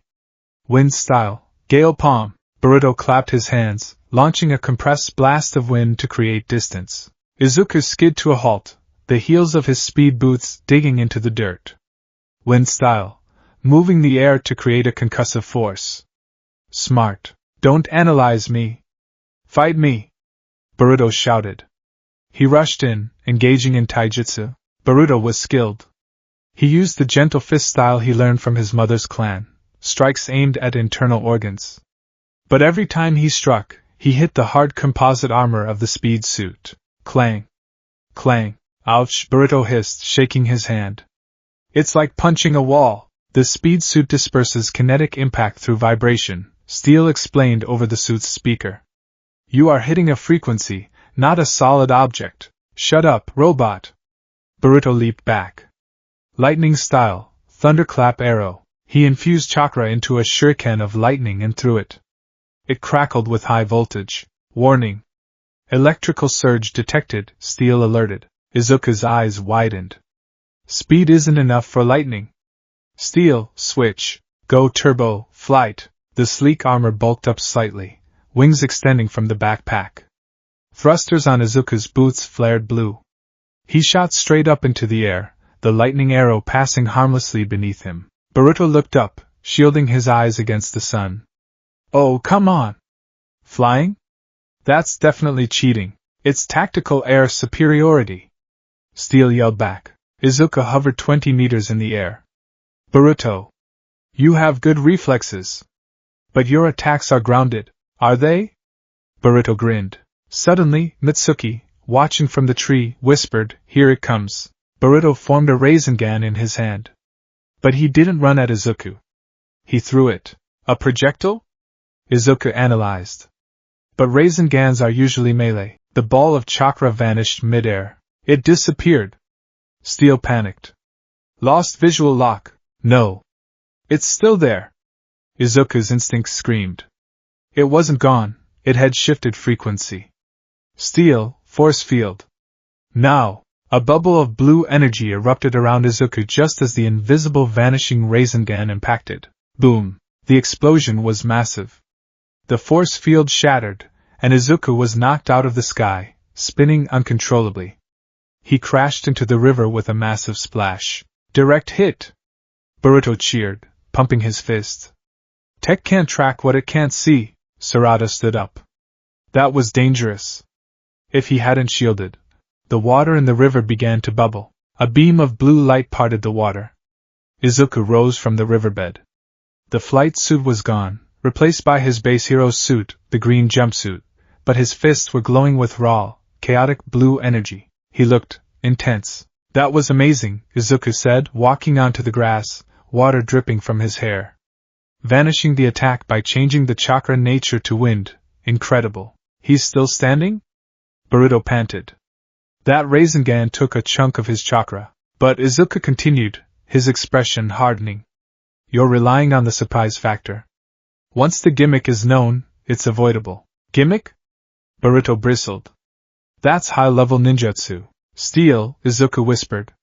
Let's show him the difference between a tool and a partner. Go turbo, strength. The air grew heavy. The ground shook. The massive, Hulk-like armor formed around Izuku. He stood 8 feet tall, a juggernaut of white and green plating. Whoa! Boruto stepped back. The intimidation factor of strength mode was palpable. Come at me, Boruto! Izuku's voice boomed, amplified. Show me your will of fire. Boruto gritted his teeth. Don't mock me. Boruto created 3 clones. they launched him into the air. Boruto stream. He came down like a meteor, his hand wreathed in wind chakra. He was aiming for the head. Izuku didn't dodge. He raised one massive, armored forearm. Crash. Boruto's attack hit the armor. The ground beneath Izuku cracked, spiderwebbing out for 10 feet. But Izuku didn't budge. Is that all? Izuku asked. Not yet. Boruto pushed off, landing and weaving hand signs. Water style, surging sea. A wave of water erupted from his mouth, rushing toward the heavy suit. Water conducts electricity, Steel noted. But strength mode is sealed. We're waterproof, baby. Izuku punched the wave. Just a simple, straight punch. The shockwave of pure air pressure split the water down the middle, parting the sea like Moses. Boruto stood there, drenched, eyes wide. No way. My turn, Izuku said. The thrusters on the back of the strength suit flared. For something so heavy, it moved terrifyingly fast in a straight line. Izuku closed the distance in a second. He pulled his fist back. Boruto froze. He couldn't dodge. He was out of chakra for a substitution. I'm going to get crushed. He squeezed his eyes shut. The wind roared, and stopped. Boruto opened his eyes. Izuku's massive metal fist was stopped 1 inch from Boruto's nose. The wind from the punch had blown Boruto's hair back. Checkmate, Izuku said softly. The armor hissed and dissolved. The blue particles faded, leaving Izuku standing there in his soaked jumpsuit. Boruto fell to his knees, breathing hard. I lost. You didn't lose, Izuku said, offering a hand. You ran out of options. In a real fight, you would have retreated and regrouped. Boruto slapped the hand away, not out of anger, but frustration. He stood up on his own. It's the suit. It's invincible. How am I supposed to beat a tank? It's not invincible, Izuku said. He winced, clutching his right side. Boruto paused. What? Steel, Izuku said. Diagnostics. Structural integrity at 90%, Steel reported. But host strain is at 60%. Izuku, your ribs are bruising from the recoil of that Rasengan. You're hurt? Boruto looked at Izuku's side. There was no blood, but Izuku was holding it gingerly. The suit protects me, Izuku explained, sitting down on the grass. But the energy. Tyobyo energy is volatile. Channeling it puts stress on my body, and when I take a hit in the suit, the shock still travels through. If I wasn't trained, if I didn't have the muscle mass to withstand the G-forces of the speed mode or the weight of the strength mode, the suit would kill me. Boruto stared at him. It would kill you? Izuku nodded. He began to unbutton the top of his jumpsuit. What are you doing? Sarada asked, hopping down from the tree. Izuku pulled his shirt down over his shoulders, exposing his arms and upper chest. The team's 7 members gasped. Izuku's arms were a road map of trauma. Twisted scar tissue ran up his forearms. There were burn marks, surgical scars, and the distinct, jagged lines of bones that had been shattered and healed over and over again. Holy! Mitsuki whispered. These are not fresh wounds. I got these before I met Steel, Izuku said quietly, tracing a large scar on his right arm. I had a different power. One for all. It was too strong for my body. Every time I used it to save someone, my bones broke. I shattered my arms so many times the doctor said I might lose the use of them. Boruto looked at the scars with a mixture of horror and awe. He looked at his own hands, clean, unblemished save for a few training scrapes. Why? Boruto asked. Why keep fighting if it did that to you? Because people needed saving, Izuku said simply. He looked up, his eyes shining. There was a little boy named Kota. A villain was going to kill him. If I didn't fight, he died. So I fought. I broke both my arms. But he lived. He pulled his shirt back up. When I got Steel, it gave me a way to fight without destroying myself. The suit isn't a cheat, Boruto. It's a prosthetic. It allows me to be the hero I am inside, without my body falling apart. It manages the power so I can focus on the saving. Boruto stood there for a long time. The wind rustled through the leaves of the forest. He thought about the scientific ninja tool he had used in the exams. He had used it to impress his dad. To look cool. To avoid the hard work of learning the Rasengan. Izuku used his technology to protect his broken body so he could keep sacrificing himself for others. The difference was night and day. I'm an idiot, Boruto muttered. No, you're not, Izuku smiled. You're a ninja. You question things. That's good. Boruto looked up, a newfound respect in his eyes. He grinned, scratching the back of his head. Okay. You win. Thunder burgers are on me. Yes. Steel cheered, doing a loop-de-loop. I require the mega spicy jalapeno tower. You can't eat Steel, Sarada pointed out dryly. I can smear it on my faceplate and pretend. That's disgusting, Sarada sighed, but she was smiling. She looked at Izuku. You're strong, Deku. Not just the suit. Your tactics. You analyze Boruto's jutsu instantly. I'm a bit of a nerd, Izuku admitted, blushing. I write notes on everyone's abilities. Creepy, Boruto laughed. He extended his fist. Izuku blinked, then realized what it was. A fist bump. He reached out and bumped his knuckles against Boruto's. Welcome to Team 7, Deku, Boruto said. Just don't slow us down. I'll try to keep up, Izuku promised. Scientific Ninja Weapons Lab. Katasuke Tono was watching the footage of the fight on a large monitor. He was practically vibrating with excitement. Did you see that shift? He asked his assistant. The transition from velocity-based combat to aerial maneuverability took 0.4 seconds. The suit reconfigures the molecular structure of the hard light construct instantaneously. Sir, the assistant said nervously. We have a visitor. Katasuke spun around. Standing in the doorway was a man in a dark cloak. It wasn't Sasuke.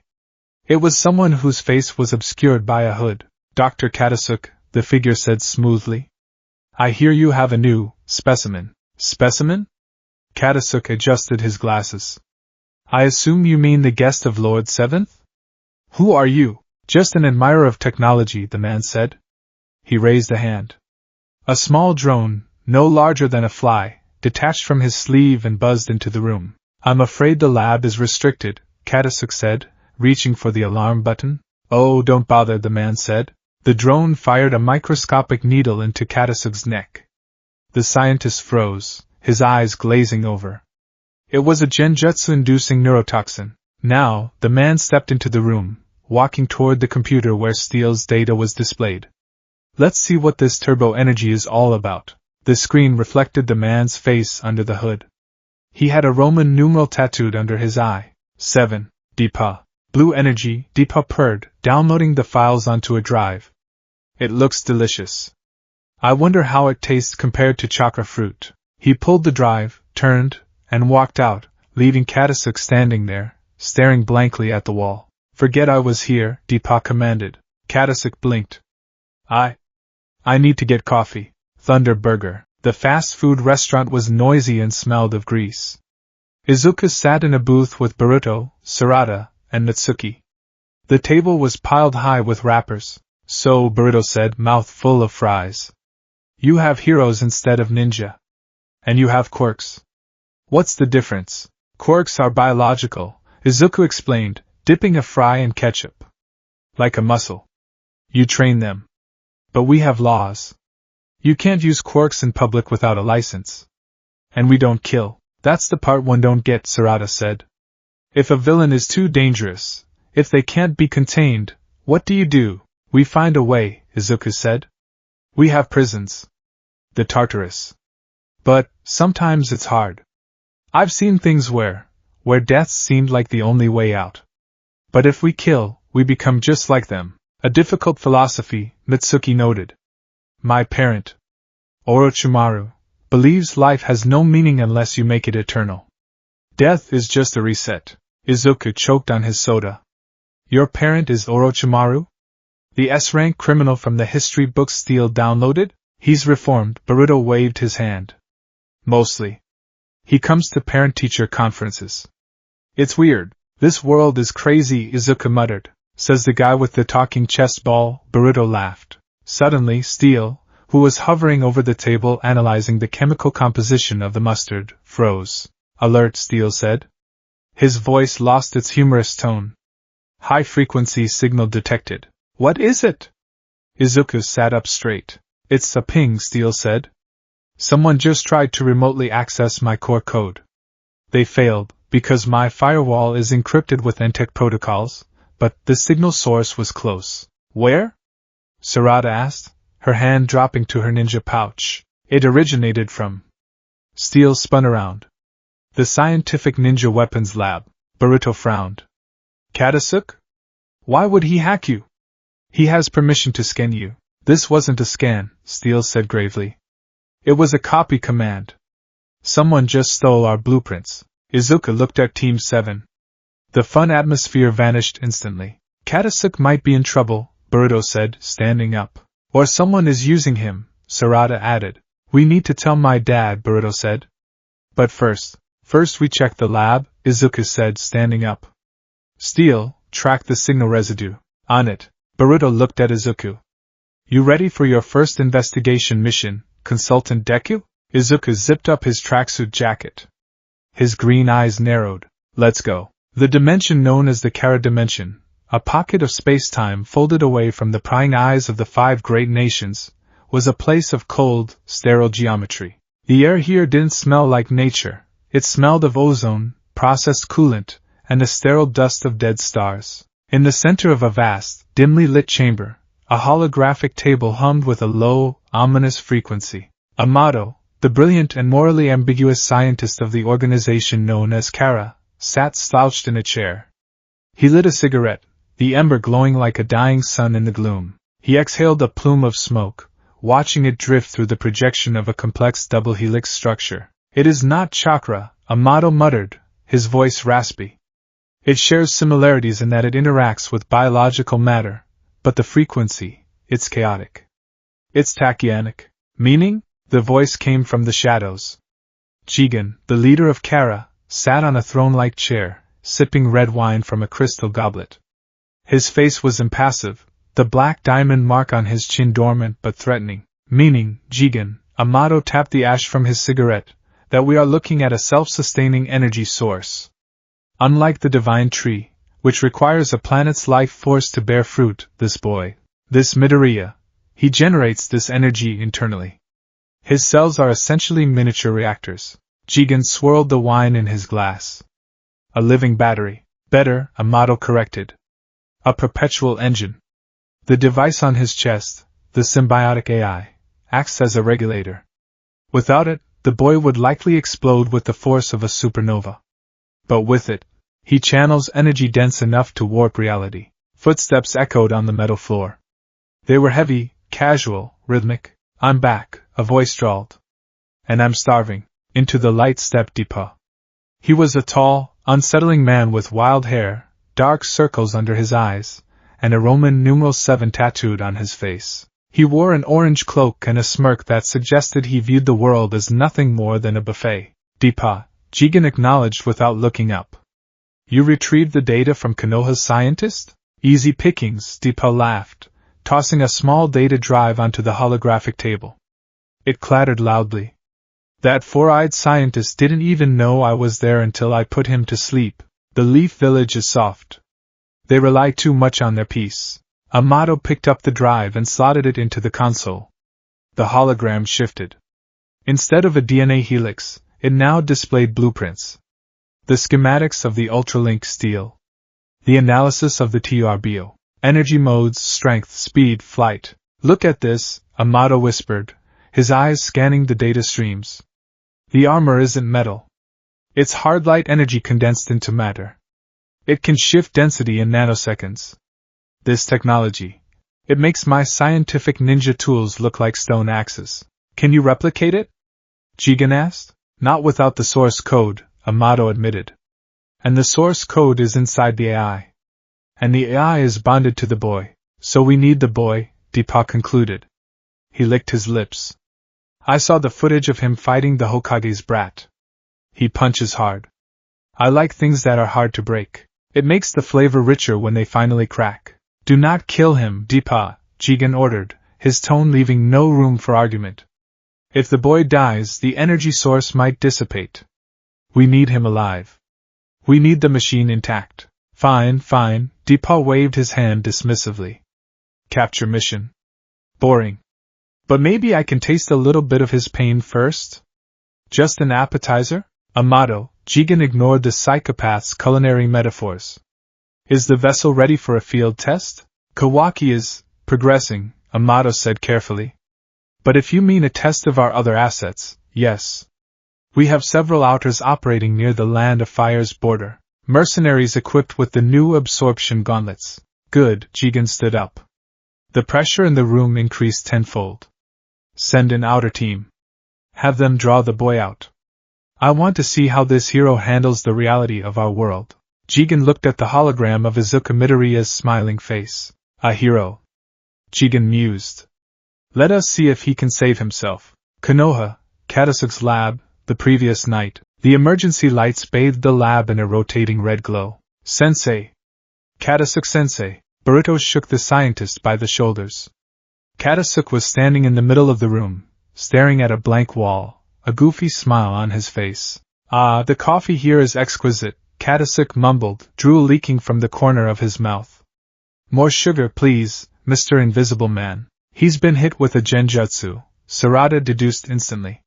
She performed the release sign, channeling her chakra.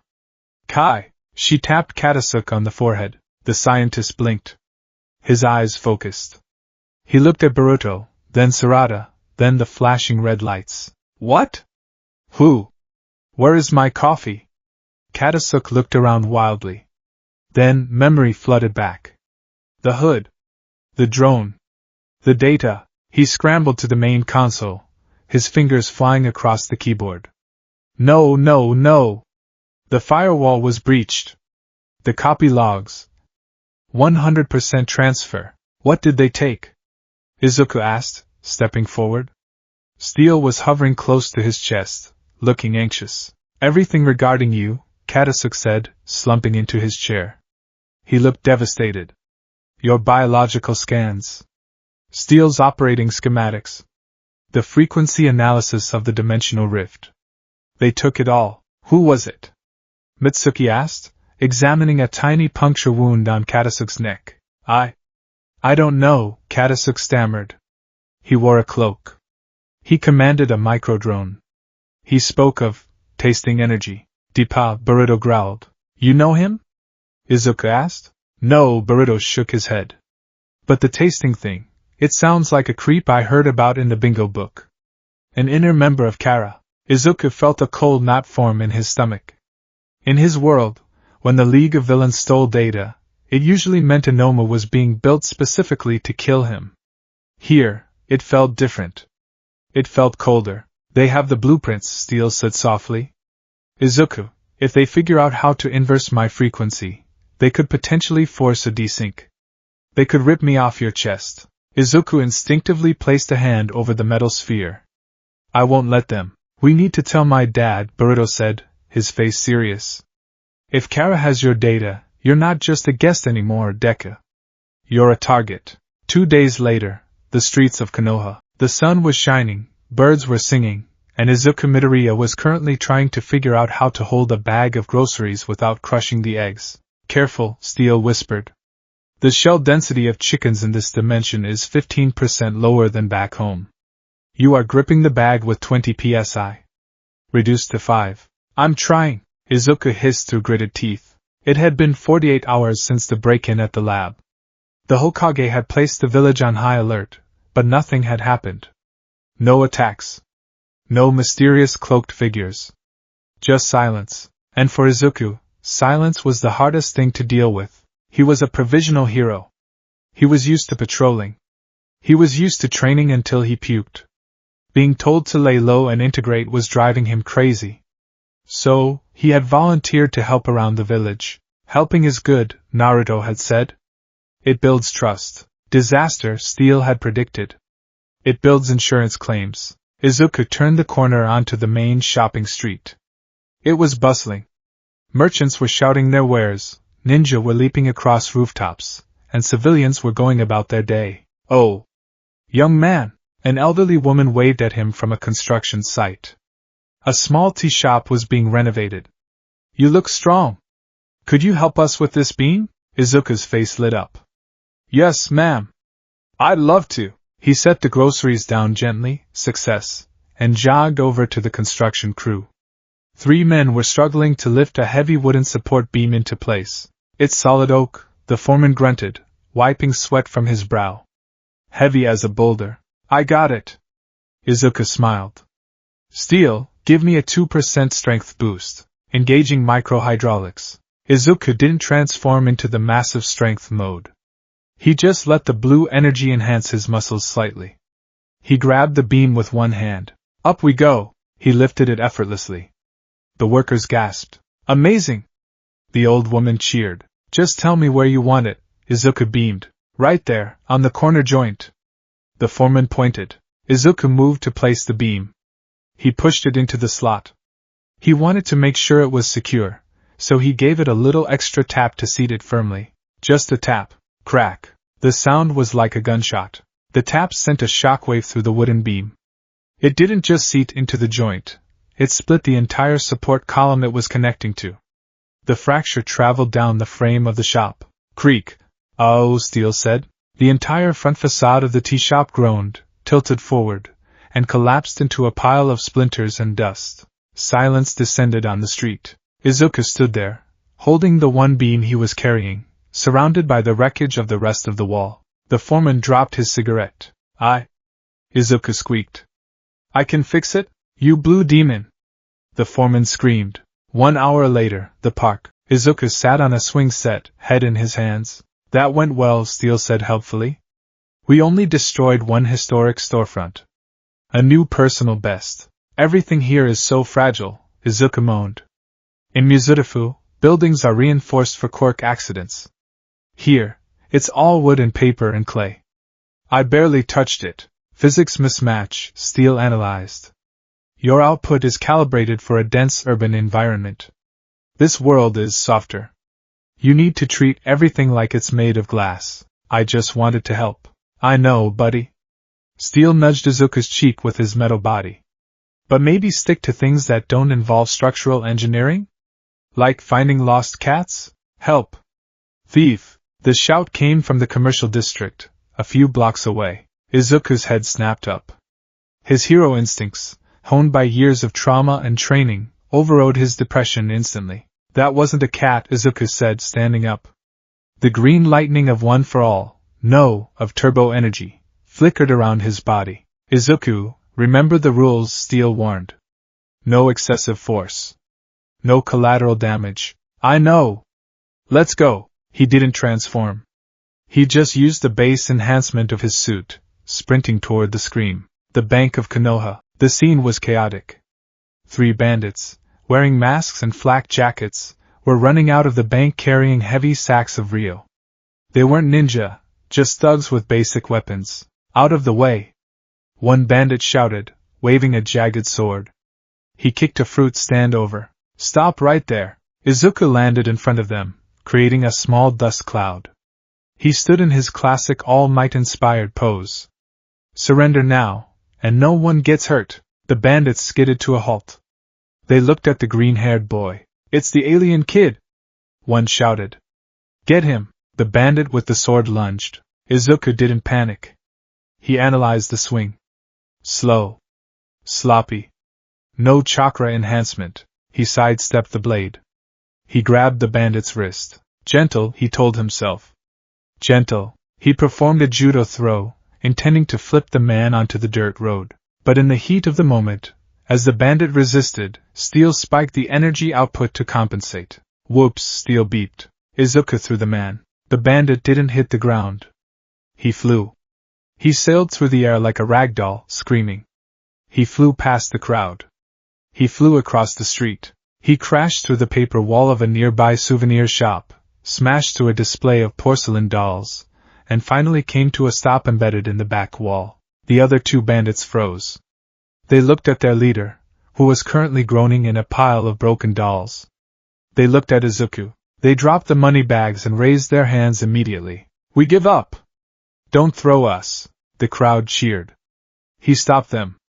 The alien boy saved the money. Izuku smiled nervously, waving his hand. It's all in a day's work. I am here. Freeze! 2 figures flickered into existence behind Izuku. It was Kotetsu and Izumo, the eternal gatekeepers and Chunin of Konoha. You! Kotetsu pointed at Izuku. You're under arrest, eh? Izuku blinked. But I stopped the robbers. You threw a suspect through Madame Shini's house of fragile collectibles. Izumo shouted, pointing at the destroyed shop. Do you know how much paperwork that is? And you used unauthorized jutsu within village limits. Kotetsu added. You're not a licensed ninja, but I'm a hero. Izuku protested. That's not a legal rank here. Izumo grabbed Izuku's arm. You're coming to the station. Izuku slumped. Steel, why does this keep happening? I believe the technical term is protagonist luck, Steel sighed.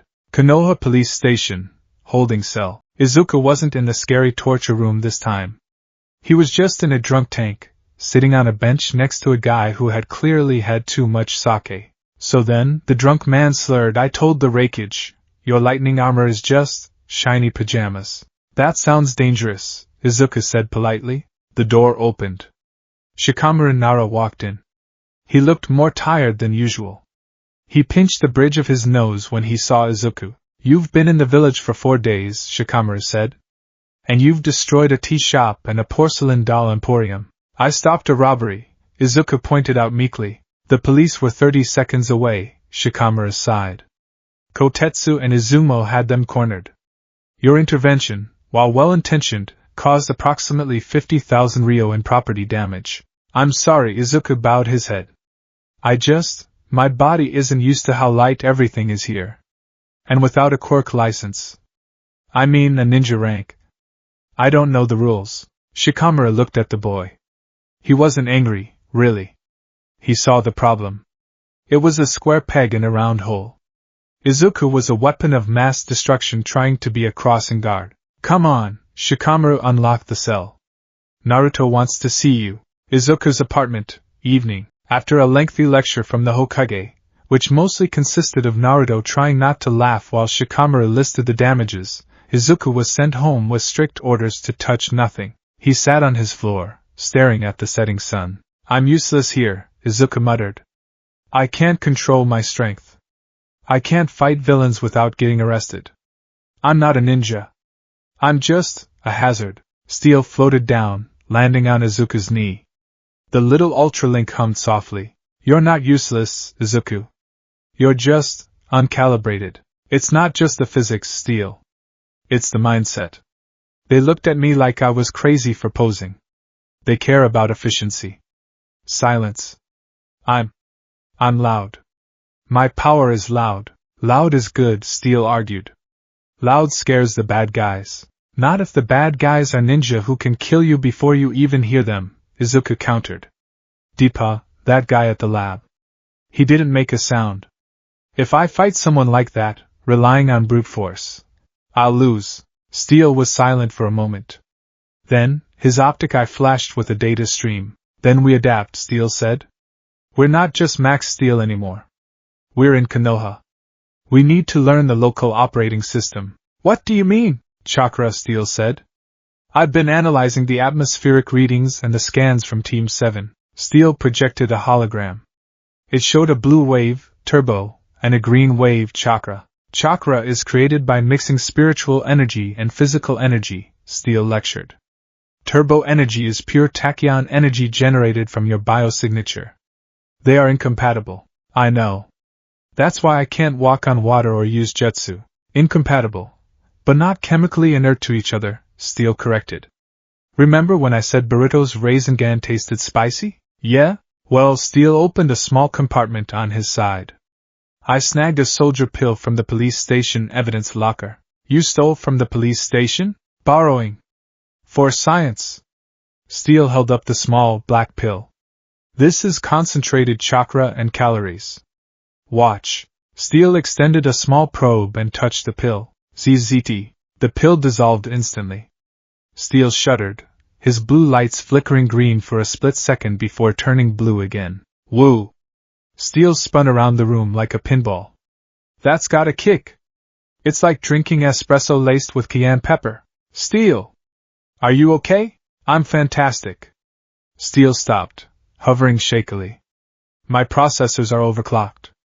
Izuku, look at the energy reading. Izuku looked at the HUD on his chest piece. Turbo reserves, 102%. It went up, Izuku gasped. You can convert chakra into turbo energy? It's not a perfect conversion, Steel said, burping a small puff of green smoke. The spiritual component creates a lot of static. It makes me feel twitchy, aggressive. But the physical energy? I can eat that. Izuku's mind began to race. So, if we run out of turbo energy in a fight, we could theoretically absorb ambient chakra? Or jutsu? Only physical-based chakra, Steel clarified. Fire, lightning, pure energy balls. Complex stuff like genjutsu, mind control, or shadows would probably give me a virus. But raw power? Yeah, we can eat it, but it makes you glitchy. Izuku noted the way Steel was twitching, a minor side effect. Steel insisted. The point is, we can adapt. If you want to be a ninja, we need to stop fighting against the world and start fighting with it. We need to develop a mode that mimics their stealth, their speed. Not just raw thrust. A ninja mode, Izuku whispered. Exactly. But I need more data. And we need to test this absorption theory in the field. Safely. The Hokage's office. The next morning, Naruto sat behind his desk, looking at the mission scroll in front of him. Shikamaru stood beside him. Team 7, Konohamaru, Boruto, Sarada, Mitsuki, and Izuku stood on the other side. Izuku, Naruto started, his face serious. Yes, Lord 7th. Izuku straightened up. He expected to be banned from leaving his apartment. Or maybe billed for the tea shop. You're causing a headache for my administration, Naruto said bluntly. The civilians are spooked. The police are annoyed. And the elders are asking why I'm harboring a walking catastrophe. Izuku looked at his feet. I'm sorry. However, Naruto's voice softened. I know you're trying. And I know that keeping a thoroughbred racehorse in a stable just makes it kick the walls down. Boruto snickered. He called you a horse. So, Naruto picked up the scroll. I'm assigning you a mission. An official, C-rank mission. A mission? Izuku's head snapped up. Escort duty, Shikamaru explained. Katasuke has prepared a convoy of scientific parts, non-sensitive materials, to be delivered to a research outpost near the border of the Land of Fire. It's a 2-day trip, standard route. Low bandit activity. Team 7 will be your escort, Naruto nodded to Konohamaru. But Izuku, you are being hired as a specialist. Your job is to assist in the protection of the cargo. But why? Izuku asked. After everything I broke? Because the best way to learn how to control your power in this world is to use it in the field, Konohamaru answered. Dojo training is fine, but out there, in the forests, you'll learn how to move without breaking branches. You'll learn how to sense intent. You'll learn how to be a shinobi. Also, Shikamaru added, Katasuke thinks that getting you away from the village electronics might stop Steel from accidentally hacking the vending machines. That was one time. Steel shouted from Izuku's chest. And I gave everyone free soda. The mission starts in 1 hour, Naruto said, ignoring the robot. Izuku. This is your chance. Show me you can handle yourself without leveling a mountain. If you mess this up, I might have to bench you until we find a way to send you home. Izuku clenched his fist over his heart. The weight of the trust placed in him felt familiar. It felt like All Might sending him to the provisional license exam. I won't let you down, Lord 7th, Izuku vowed. I'll protect the cargo with my life. Just protect it with your common sense, Shikamaru muttered. The village gates. 1 hour later, Izuku stood at the massive green gates of Konoha, wearing a backpack and his repaired hero costume, base form. It felt good to be back in the green suit, even if it was a bit conspicuous. Boruto walked up, adjusting his headband. You ready, Deku? Ready, Izuku nodded. Don't go overboard, Sarada warned, checking her weapon pouch. This is a C rank. That means bandits or wild animals. No giant aliens. No dimensional rifts. Keep it quiet. I will be the soul of discretion, Steel promised. Stealth is my middle name. Actually, it's Entex 774, but that doesn't roll off the tongue. Konohamaru signaled the driver of the cart, a robotic, self-driving transport wagon. Alright, Team 7+1. Move out! As the team walked out of the gates and into the dense, endless forest of the Land of Fire, Izuku felt a thrill of adventure. But high above them, perched on a branch a mile away, a figure watched through a scope. It was an outer.